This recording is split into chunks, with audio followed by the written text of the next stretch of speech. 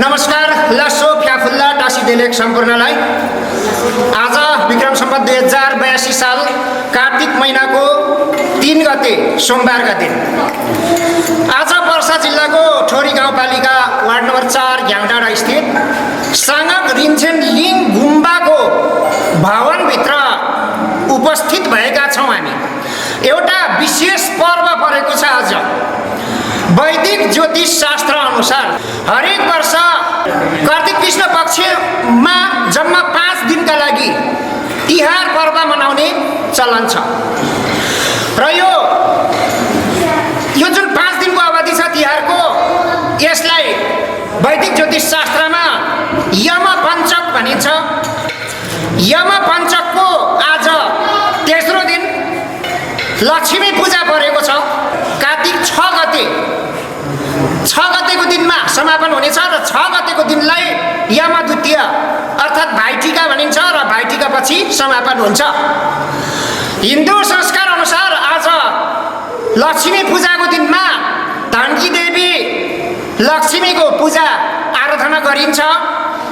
तर मञ्जुश्री तत्त्व ज्योतिष अनुसार बौद्ध संस्कारमा यो पूजा गर्ने प्रविधि अलि फरक छ र बौद्ध मार्गीहरूले पूजा गर्ने देवता, जसलाई हामी धनका देवता कुबेर पनि भन्न सक्छौँ, उहाँलाई छोईको भाषामा जम्पला भनेर भनिन्छ। उहाँको पूजा हुन्छ। आज लक्ष्मी पूजाको स्थानमा जम्पलाको पूजा हुन्छ र यही सिलसिलामा यस गुम्बाको भवनभित्र पनि हामी भक्तजनहरू धेरैजना छौँ र हामीले यति बेला दीपावली सम्पन्न गरिसकेका छौँ। सबै भक्तजनहरूले नामसाल बालेर दीपावली गरिसक्नु भएको छ। दीपावलीमा हामीले सामुन्ने यो जम्पलालाई प्रतिस्थापित गरेका छौँ र हाम्रा लामा गुरु कर्मा सेनफेन ज्यू पनि हुनुहुन्छ।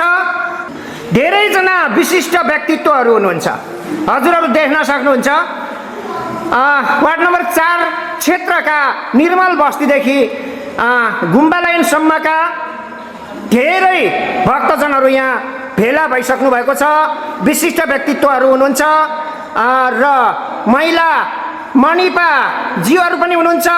त्यस्तै गरेर साना साना नानी बाबुहरू समेत हुनुहुन्छ र हामी सबै मिलेर आज यो दीपावली गर्दैछौँ। जम्पलाको पूजा गरेर हजुरहरू देख्न सक्नुहुन्छ। यो दीपावली नाङसालको यो उज्यालो रश्मि चारैतिर छरिरहेको छ गुम्बा को भवनभरि र गुम्बा बाहिर समेत हामीले नाङसाल बालेका छौँ। मैन बत्तीको सट्टामा बौद्ध संस्कार अनुसार नाङसाल अर्थात् दियो बालेका छौँ हामीले। यसै सिलसिलामा हाम्रो कार्यक्रम तालिका अनुसार यो दीपावली पश्चात हामी अब आफ्नो धनका देवता जम्पलाको हामी दर्शन गर्नेछौँ र दर्शन गर्नुभन्दा अगाडि जम्पलाको छोटो मन्त्र हामी उच्चारण गर्नेछौँ। त्यसपछि हाम्रो रोल्मो प्रदर्शन हुनेछ, अर्थात् हाम्रो गुम्बामा भएका बौद्ध संस्कार अनुसार प्रचलित बाजा गाजाहरू हामी बजाएर प्रदर्शन गर्नेछौँ र जम्पलाको मन्त्र, छोटो मन्त्र ओम आ हुङ जम्पा ल जालेन ढाय स्वाहा। एकचोटि हजुरहरूले उच्चारण गरेर हेर्नु होला। उच्चारण मात्रै अहिले सबैजनाले एक स्वरमा भन्नु होला। ओम आ हुङ जम्पा ल जालेन ढाय स्वाहा। हजुर यही हो मन्त्र है। अब गुरुले वाचन गर्नुहुनेछ र हामी पछि पछि भन्नेछौँ सबैजनाले है।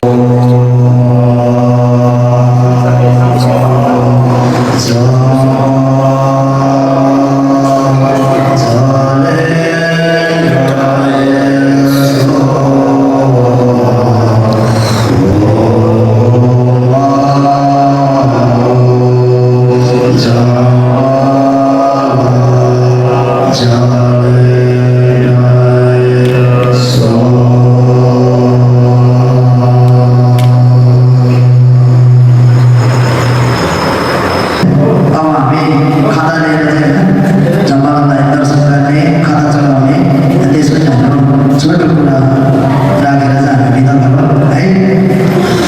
हजुर अब हजुरहरू शान्त भएर पङ्क्तिबद्ध रूपमा आफूसँग खादा छ भने खादा लिएर आउनुहोस्, छैन भने पनि फुलको एउटा थुङ्गा भए नि भयो होइन। शान्त भएर पङ्क्तिबद्ध रूपमा अगाडि जम्बाला हुनुहुन्छ उहाँलाई चाहिँ दर्शन गर्नु होला, ढोक्नु होला है त। अहिले जम्बालाको दर्शनका लागि सबैजना भक्तजनहरू तयारी अवस्थामा हुनुहुन्छ।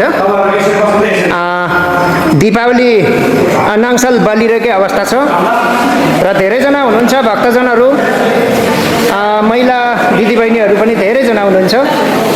यति बेला हात हातमा फुलको गुच्छा लिएर खादा लिएर तयारी अवस्थामा बसिरहनु भएको छ जम्बालाको दर्शनका लागि। र बौद्ध संस्कार अनुसार आज जम्बालाको यो भव्य पूजा आराधना गरिँदैछ र जम्बालाका पनि जम्मा 5वटा वर्ण हुन्छन्, जसमध्ये पहेँलो जम्बाला अर्थात् पित्ता जम्बाला चाहिँ सबैभन्दा प्रमुख हुनुहुन्छ र उहाँको नै आज हामी पूजा आराधना गरिरहेका छौँ। र यसपालि 2082 साल कार्तिक महिनाको यो 3 गते लक्ष्मी पूजाको दिनको अवसर पारेर हामीले जम्बालाको पूजा गर्ने संस्कारको थालनी गरेका छौँ र आगामी दिनहरूमा हामी जम्बालालाई अझ व्यवस्थित रूपमा पूजा गर्ने नै छौँ।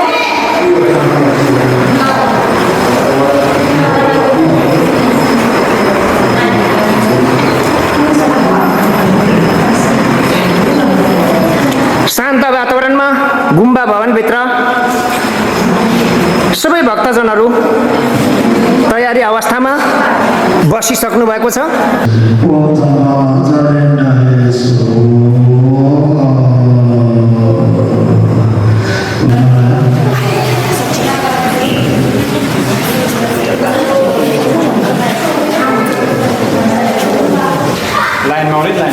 अहिले जम्बालालाई हामी ढोक गरिरहेका छौँ।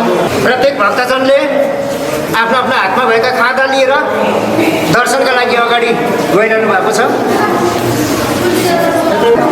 पङ्क्तिबद्ध रूपमा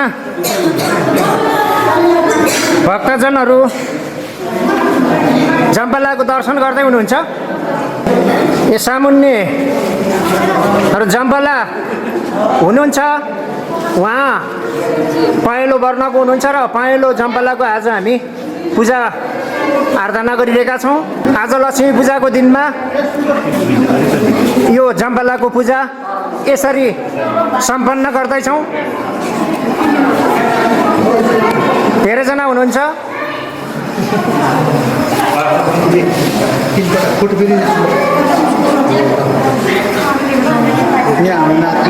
हजुर अब हाम्रो जम्बालाको दर्शन पश्चात सानक लिङ्सेनलिङ गुम्बाको भवनभित्र हामीसँग भएका तामाङ संस्कार अर्थात् यो बौद्ध संस्कार अनुसारका रोल्मो अर्थात् बाजागाजाहरूको प्रदर्शन हामी गर्दैछौँ।